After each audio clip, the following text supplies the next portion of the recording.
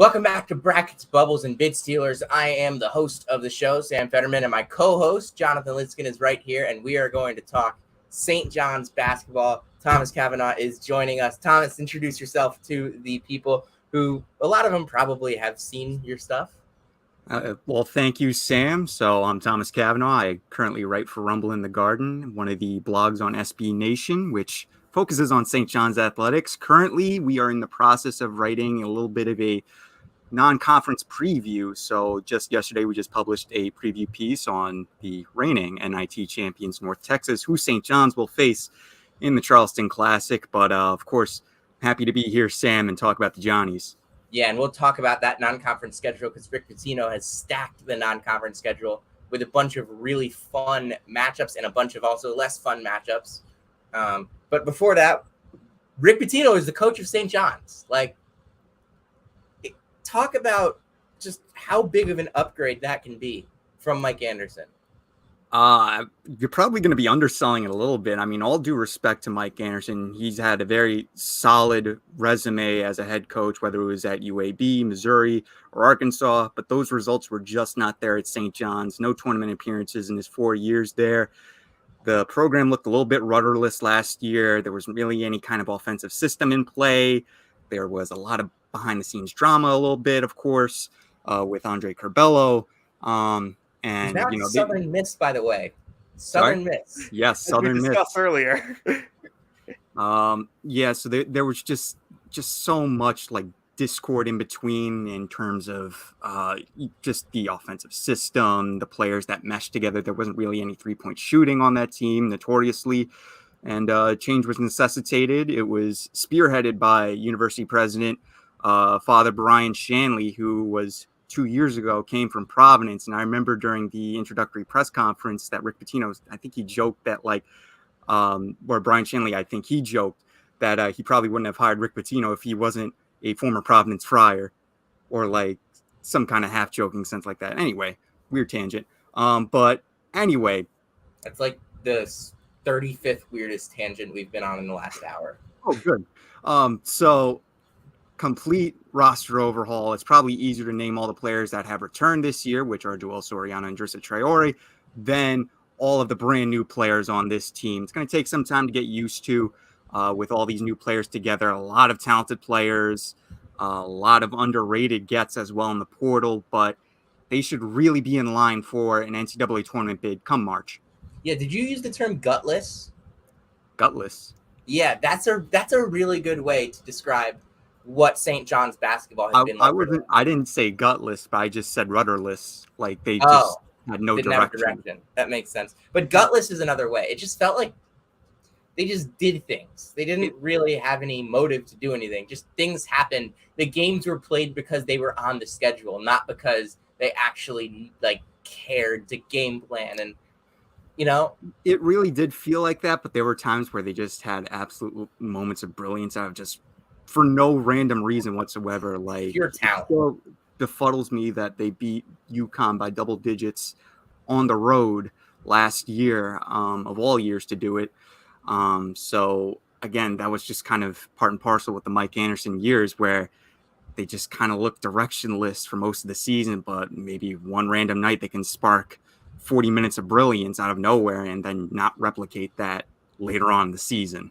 I remember they beat Providence too, and that entire second half, I was like, everybody needs to bet Providence money line here because there's no way that St. John's holds on and wins this game. And they won the game. I was commentating that game for WSJU radio, and I think when the final buzzer sounded, I was in disbelief that they even won. It really felt like they just got themselves in the position and the clock just ran out. Simple as that. Yeah. Honestly, that's kind of what St. John's games felt like. It didn't really feel like there was anything happening. It was just it felt like everything was happening. But it was just like the games were played because they were on the schedule. The games were won and lost because one team had more points than the other at the end of time. There was not really a deeper level of analysis that really went on with St. John's. Like, it was pretty simple. Team was talented. They were coached poorly. They didn't really have an identity. Their offense didn't have any sort of movement. They didn't have shooting. AJ Storr was brilliant, but he was a freshman and he made freshman moments too. And I think he's going to be all Big Ten at Wisconsin. That is one of my things. And I don't know if we're going to have a Wisconsin preview, but I know we'll have a Big Ten preview, and I'll mention him. But yeah, I think a lot of St. John's fans wanted to keep AJ Storr, but I think they're pleased with the way the roster came out at the end of the day. Yeah, absolutely. And, myself included, I really believe that AJ Storr is going to be a fantastic player in Greg Gard's system as a 3-point threat as well. He's also flashed some great athleticism when he attacks the basket. But for whatever reason, whether it was from the behind the scenes practices that Rick Pitino held with AJ Storr, I believe right before the spring semester ended, I guess he just didn't feel like it was a right fit in whatever way it was. But nonetheless, you said it right there that they brought in a complete overhauled roster, and I don't think many fans are really going to be complaining about any of the players that they brought in. Specifically, guys like Glenn Taylor Jr., RJ Luis, who showed so much promise at UMass last year, who I'm very high on if he can really live up to that potential at the Power 5 or Power 6 level. Players like that, but it really feels like Naheem Aline, who is a bit more of a guard. You probably say a little bit in terms of his size at 6'4". He can still play like a wing. He can be a great 3-point option from beyond the arc if he can just find that form that he had again when he was at Virginia Tech. But again, I could just go all the way down the list. It's like a laundry list of really solid players that they all make sense into what Rick Pitino wants to do. Yeah, and these are guys that have real quick. Sam, I want to jump in here. I want to go back to Rick Pitino for a second because you go from Mike Anderson to Rick Pitino, who's one of the best coaches in the country still. And one of the things that Rick does so well is just the way he uses timeouts and manages a game. Do you expect the game management to be the biggest difference in how St. John's looks this year? Oh, it's going to be night and day. It's really going to be night and day. There were times, I believe, during the All-Access game, if you saw between Xavier and St. John's, where it just looked like two different weight classes out there with Sean Miller and Mike Anderson at St. John's. I believe, like with Rick Pitino, he's going to have a lot of energy out there. I know he said it in some interviews with the New York Post that even though he might be 71 years old, he could probably coach until he's 80. Or maybe that was one of the assistant coaches. But it really just speaks to the level of determination that he has in terms of fulfilling the duties that he wants to bring to St. John's.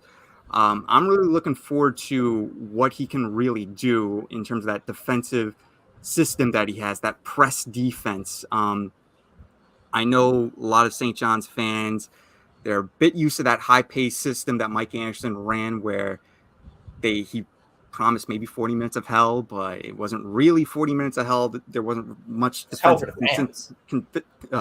That should not be kicking my ass right there. Consistency. There was not much defensive consistency out there, and you could really tell there were some stretches where they just looked porous out there. With Rick Pitino, it really does feel like they're going to have much more control of the game. I mean, I noticed when Rick Pitino in some of his old games, he would apply a press, but he wouldn't do it just to look to force a turnover or anything. He would want to whittle down the shot clock to like 15 seconds out there and really control the tempo in that half-court setting. I'm going to really look forward to that and seeing that potentially being applied here in Queens. Yeah, I mean, like the thing about Mike Anderson's system, the St. John's was basketball in a passive voice. The game happened to them. It was like the schedule said they would play. They went on the court. They ran a lot, but like they didn't do all that much. And whatever happened at the end of the day, the scoreboard would show usually fewer points for St. John's. And it was just like there was no structure, no organization. And then you get the organization guy in terms of Rick Pitino. Let's also talk about some of the players, because a lot of these guys, another thing you mentioned, these guys are winning basketball players. A bunch of them come from some winning programs, national champions on this team, a whole bunch of guys that won conferences and have made tournaments and have played for good coaches, even if they haven't made tournaments. Obviously Soriano's the main man returning, but let's start with the backcourt for this team. Danis Jenkins and Jordan Dingle backcourt. It's going to be one of the best in the country. It's going to be best pending Dennis Jenkins's waiver, of course. He graduated. It says on the website. Graduated. Yeah, we still haven't gotten a full confirmation yet, but either way, if Dennis Jenkins is eligible next year, immediately eligible, he's really going to be a very calming presence out there at point guard. I believe it would also benefit Jordan Dingle out there as well, as someone who would want to shoot the rock like 40 times for this St. John's team, and he does that really great efficiency, if you saw last year at Penn. And then you have perhaps an embarrassment of riches as well at the guard position when you factor in that they will have a top 40 guard coming off the bench, potentially if Dennis Jenkins is eligible, with Simeon Wiltshire, the local product out of Roselle Catholic in New Jersey. And everything that people said about him and the reputation he's built at New Jersey high school basketball as a winning point guard who is probably nauseous at the thought of losing, and what he does out there in terms of shooting ball, making plays for his teammates or handling it himself. He just ticks all of the boxes out there, and I'm really looking forward to seeing him play and potentially putting it together and getting a full season in the starting lineup, whether that might be this year or it might be next year. Yeah, Thomas, I real quick want to ask you about Joel Soriano, because as you mentioned earlier, he's one of the two players from last year's team that Rick Pitino brought back.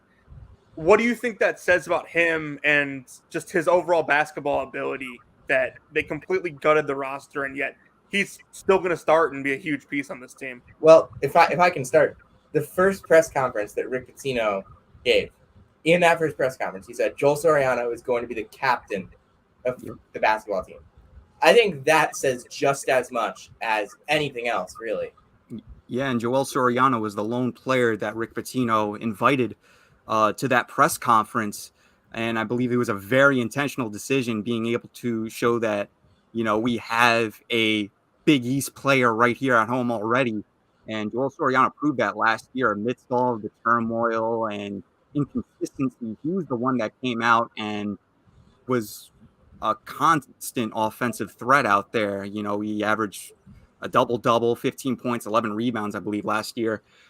And he had like 25 double-doubles. I don't think he's going to have that level of production this year, especially with the amount of names that are brought in.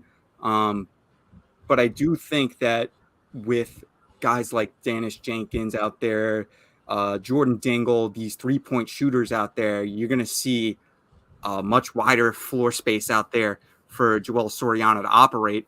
And I also believe that with the addition of Chris Ledlum into the mix as a bit of a front court pairing with him, that's also going to take some of the rebounding burden off of him as well, because Chris Ledlum, while he might be listed as 6'6", he plays well above his height. And you kind of see that with his wide receiver background that he had when he played high school football at St. Peter's Prep in Staten Island, that, he has that kind of vertical ability where he can just go up and just grab the ball over some potentially taller defenders as well.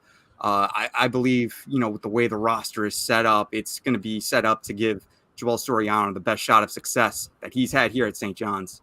Yeah, just to add real quick to your point, I write for a Tennessee site at Sports Illustrated, so I'm very familiar with Chris Ledlum. I watched him play a bunch when he was committed to Tennessee, and my thoughts on him are pretty much identical to yours. Like, he was as close as you can get to a Grant Williams type player at Tennessee, just with his ability to rebound and him being undersized but still athletic. So I think you hit the nail on the head there. Yeah, and I like what they brought in there. And another thing that I noticed, I didn't watch St. John's maybe as intentionally as you did, Thomas, but something I noticed is that Joel Soriano was hanging out in no man's land a lot on offense. It was a lot like in between the elbow and the three-point line for no reason whatsoever. I noticed it when they played Niagara and when they played UConn, the two games that I went to, and all the games that I watched on TV. I mean, that was the scheme was non-existent. He would set a pick and he would just stand there. And I think it was eating at him that, like, he couldn't go into the low post as much as he wanted to. And I think this year he's had so much more freedom to do that because they have more screeners, more ball handlers that actually know how to handle the ball and shoot, and more guys that can get him the ball consistently. Yeah, and you just said it right there. You got, of course, I just mentioned Jordan Dingle and Danish Jenkins, Simeon Wilcher as well. But Joel Soriano, he's also been working on his 3-point shot this offseason too as well. There was a whole piece in the New York Post. Shout out to Zach Braziller in his work there. And he spoke with Rick Pitino about how he's working with Joel Soriano to develop that deep range shot. And if you watch St. John's basketball last year, you did notice that Joel Soriano took some very deep mid-range shots, and he made some of them with regularity.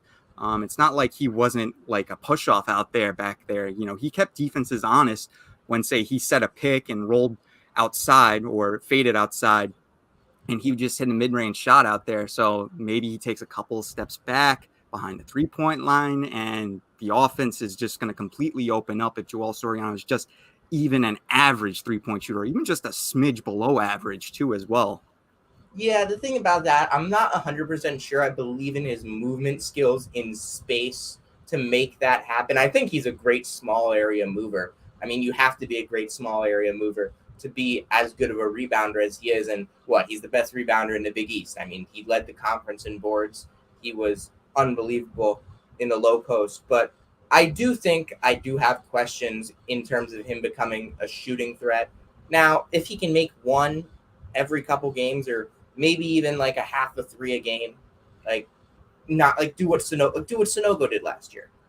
Fine, that works. I mean, Sonogo's 3-point shot took an 1800s Army musket to load and fire. It took forever to fire, but you know what? You had to worry about it at least a little bit. And if you didn't worry about it, then he was going to make a shot. And if you can do that with Soriano, then you're looking at so much better spacing. Then again, I don't think you need that if you're Soriano. I think the key to this team is the fact that the other guys are going to be able to shoot. The fact that Danish Jenkins is a 3-point shooter. Jordan Dingle is a 3-point shooter. Those guys are playmakers too. And there's also winning players that we haven't mentioned, like Cruz Davis was a contributor on a winning Iona team. Zubia Ejiofor was with Bill Self. I mean, this is a guy that he's probably not going to play a ton, but he was with Bill Self. He knows what it's like to play for a coach like Pitino. Obviously, Glenn Taylor and RJ Luis haven't played for programs like that, but I mean, Chris Ledlam played for Tommy Amaker, who's been at this level before, and he's coached high-level players. And I mean, it's not like Frank Martin hasn't coached high-level players before.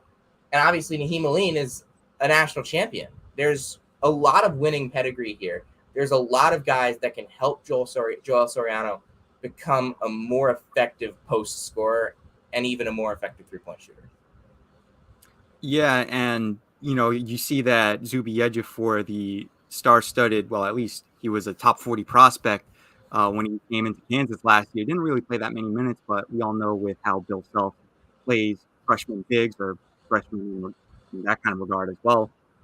But in the minutes that he showed, especially against Indiana, I really loved his verticality out there and his ability to just get to the basket.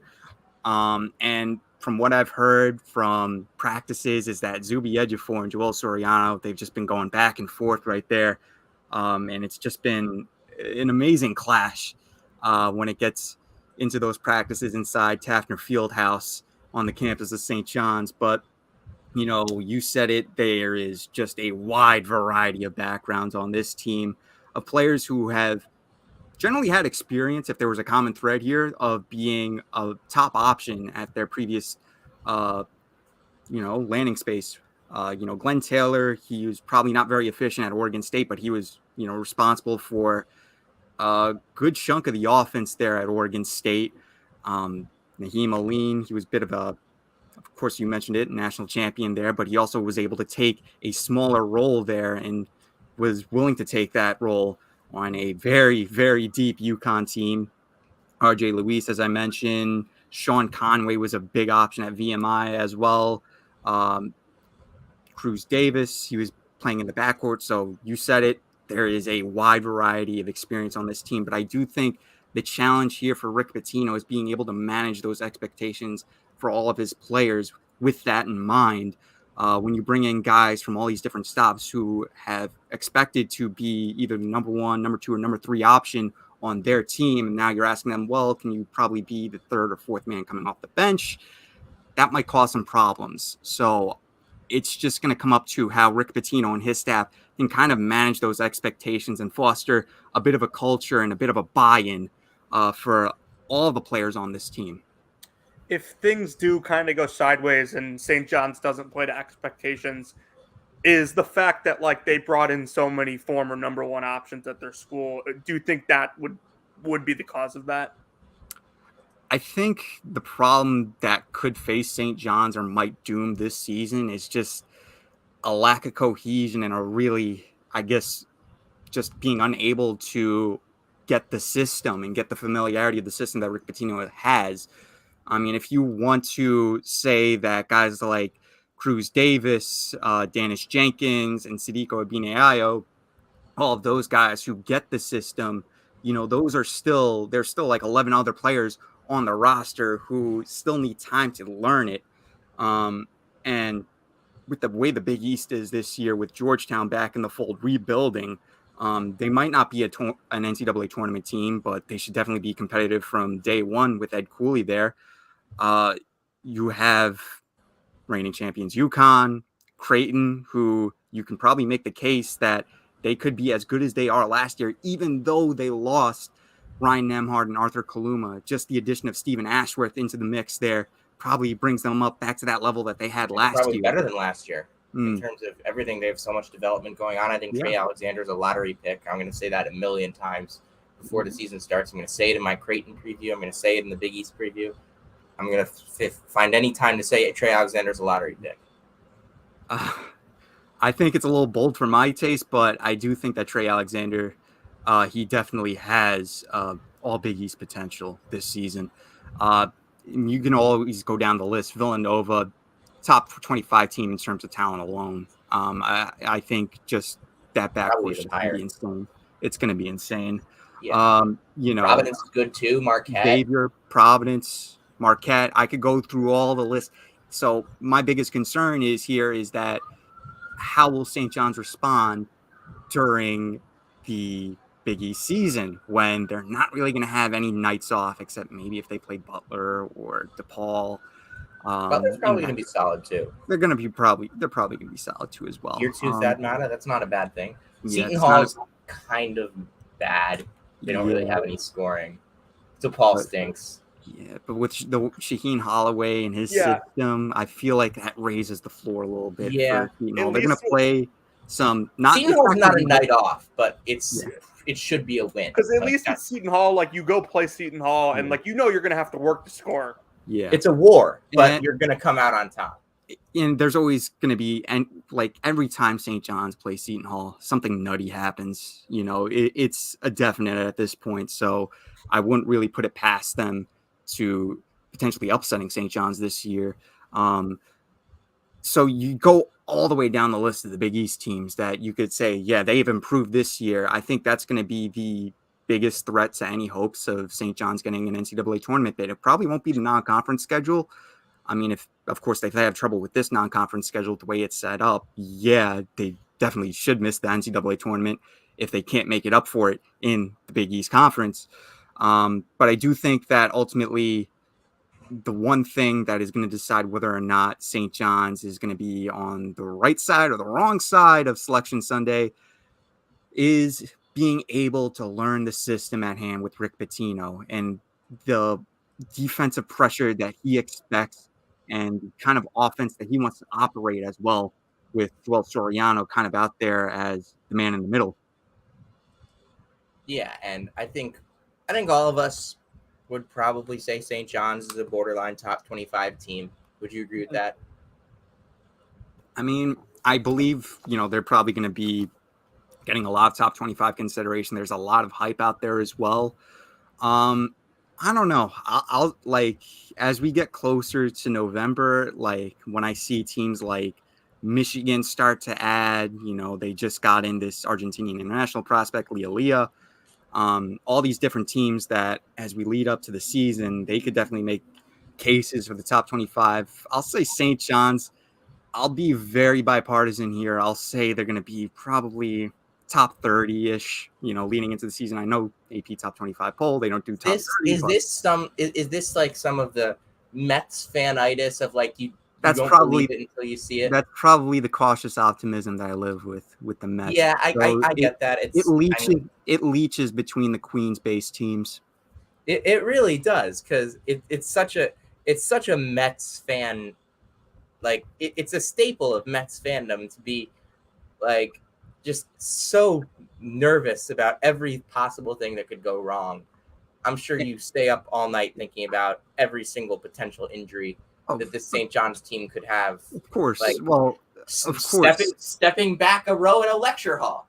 Oh, of course. Training Of an course. ankle. It's yeah, it could be it's easier to let pessimism set in after the last 20 years, but in any case, if we do want to entertain the thought that maybe St. John's disappoints this year and they miss the NCAA tournament, I'm going to have the same response that I do as a Mets fan in the year of 2023, seeing everything that happened.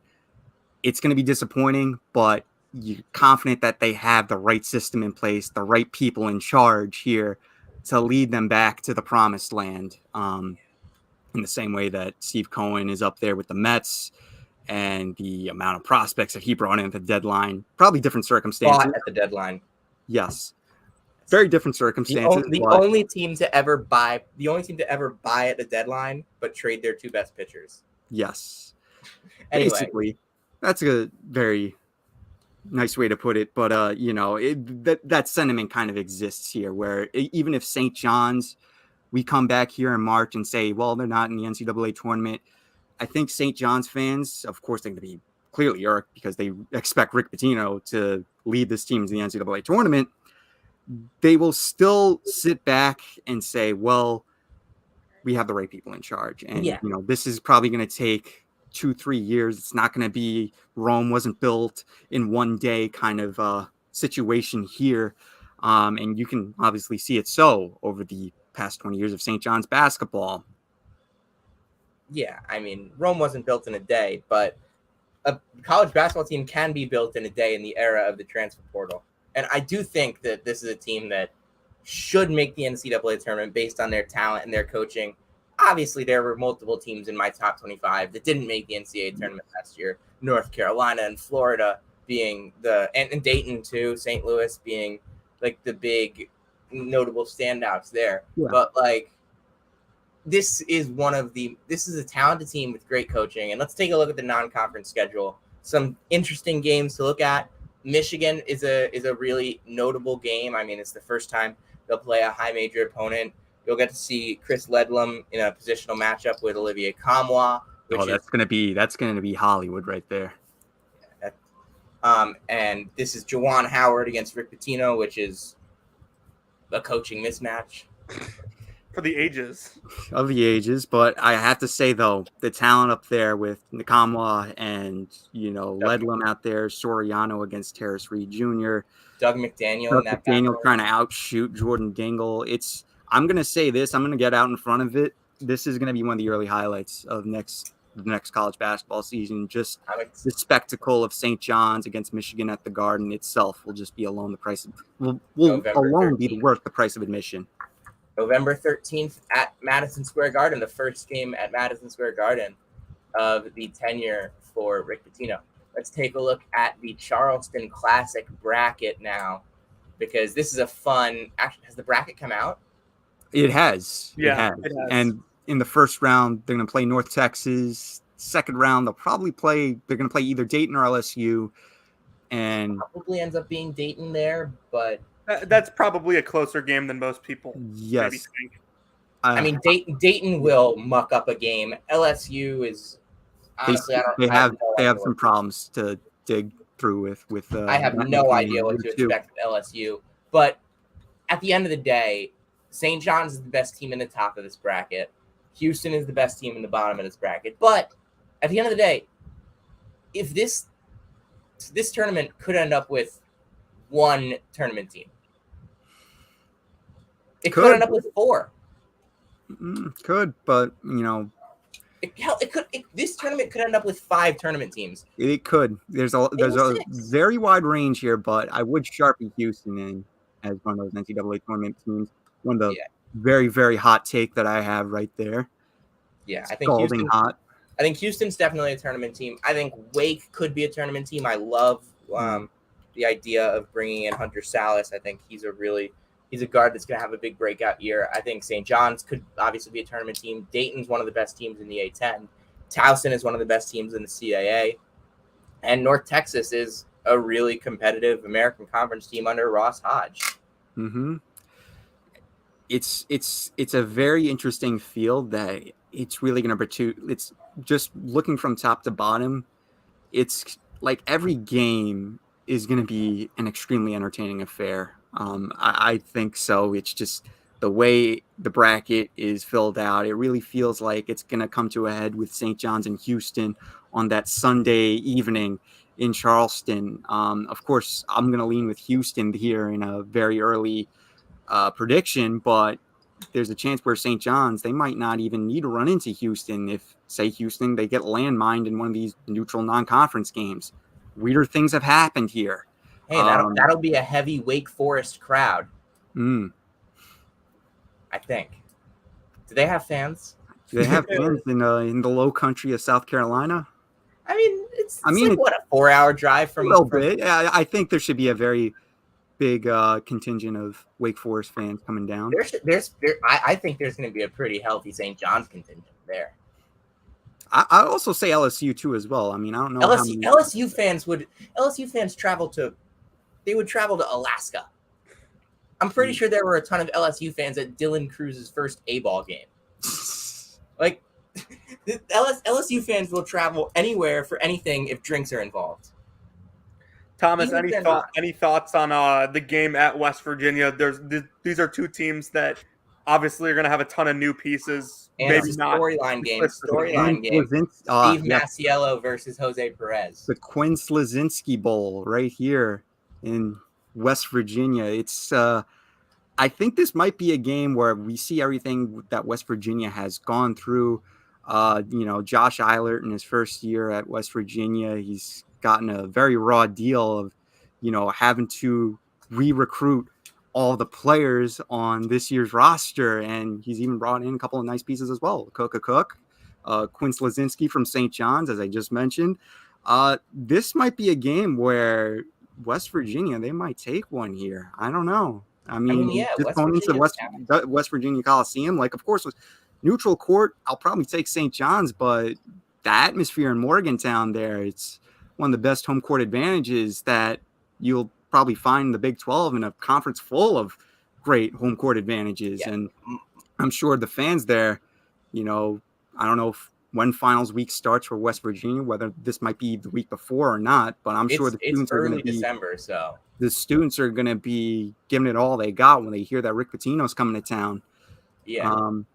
It can't get any more entertaining than St. John's, West Virginia there. An old Big East battle, Kirk Kriisa against the St. John's Press. I think that's how the game would end up going, though. That's how St. John's ends up winning the game, because I don't trust Kirk Kriisa to handle that pressure. And over-under right here of half. Technical fouls given to Kirk Kriisa in that game. Ooh, I think I'll take the over. All right. Honestly, yeah, I take over. Odds there, it's probably like a plus 500 on over. All right. So I'll take that. Now the question would be value in a game that he's getting pressed. Yeah. Oh, sorry about that. I accidentally clicked spacebar. But the question would be that's a fun big man matchup too. That's a really, really strong guy in Joel Soriano against another strong guy, but another incredible rim protector in Jesse Edwards. I don't know if West Virginia has enough perimeter defense though, in terms of it's just not the perimeter defense is just not as good as it could be. I don't think Kirk Kriisa is an excellent defender. I don't think Jose Perez is an excellent defender. And if Raekwon Battle ends up getting his waiver, that's obviously a big deal. But again, he's a lot more of a on-ball scorer than a great defender. He can defend too. That was a feisty Montana State team that was super fun to watch. And I actually picked them to beat Kansas State. But the idea here is you're getting a really interesting non-conference road game. And then you have the two games against the New York area opponents, Fordham and Hofstra. Two good teams, both borderline top 100 teams, in my opinion. Really well coached. Keith Ergo and Speedy Claxton. St. John's shouldn't have a problem, No, but yeah, I think Hofstra, you're playing on Long Island at UBS Arena. I know it's going to be, of course, it's going to be a bigger St. John's crowd, but I mean, the way Hofstra is built, you lose Aaron Estrada, but you still bring back some of the key pieces from last year. The same team that beat Rutgers at the rack. I don't know. Estrada fouled out. Aaron Estrada fouled out in that game too. Yeah. And they went into the rack, and it wasn't. Rutgers didn't really feel the same in that game, but still, it was an impressive victory for Hofstra, and Hofstra's a good team, and I think everyone can acknowledge that those games won't be gimmies, even though they should end in wins. I mean, St. John's should escape non-conference play with no more than 2 or 3 losses. Yeah, I would agree. I would say, I know some fans have predicted 8-3, but those losses, whether they might be against Michigan, West Virginia, Houston, if you were to pick them, I'm a little bit worried. I'm worried if Michigan or West Virginia, those 2 losses, they could rear their head on their resume sometime in March. So, you kind of have to hope that if you're a St. John's fan, that they finish at least 500 or have a winning record in the Big East in order to make up for that. Yeah, I mean, and I think that there is a chance that they go 10-10 or 11-9, because that's probably the outcome that we get, something like 11-9. That's probably going to get you 5th or 6th in the league, and it's a talented league from top to bottom. Really, it's probably top to bottom one of the best 2 leagues in the country with the Big 12. And honestly, top to bottom, the Big 12 is a little bit weaker this year because, I mean, UCF and BYU. They kind of dilute it a little bit. Jonathan and I have spoken about those teams and how just hilarious their rosters look for a Big 12. Oh, but Marcus Adams is going to BYU. Now, will he play? Will he stay? Third school in 3 months. Yeah. All right. So, are there any other things that you would like to add before? I'm just gonna say this is gonna be a very entertaining year. Whether if just on the court, off the court for St. John's, just the level of engagement that the fan base has given. There's been many people, many alumni who have pledged to come back to a St. John's game, whether it is, at the Garden or, at Carnesecca Arena. There's more collectives now. I just learned the other day that St. John's alum Meta World Peace, he's created his own NIL collective for St. John's. Wow. Johnny's Collective. So there's a ton of energy around this program, and I will say, ton of energy. in terms of a program with the best positive energy from this offseason, the best momentum from this offseason, it's hard to beat St. John's, really. I mean, you're looking at hiring one of the best coaches in the history of this sport to come and bring in a whole new roster. I mean, outside of like UConn, who just won the national championship, I don't really know if there's a program with more momentum.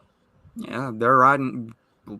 I mean, fans are on cloud 9, and these next couple of months, it's just every day is just going to feel 10 times longer when you get to that first week in November, waiting on that first week in November. But, I think for a lot of St. John's fans, reasonable expectation, and I agree here, reach the NCAA tournament. And if you potentially can, get the monkey off your back and get a NCAA tournament win.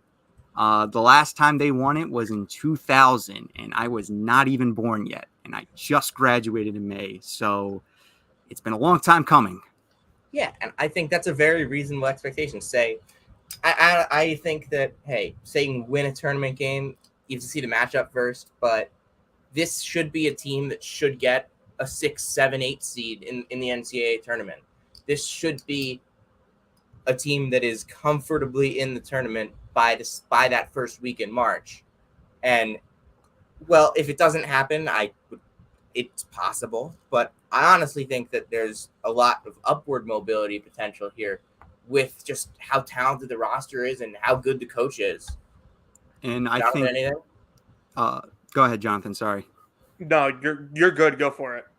Yeah, I was about to say too, the 2024 class in the local area is boundless potential around here. If St. John's, they're in the running for a bunch of different players.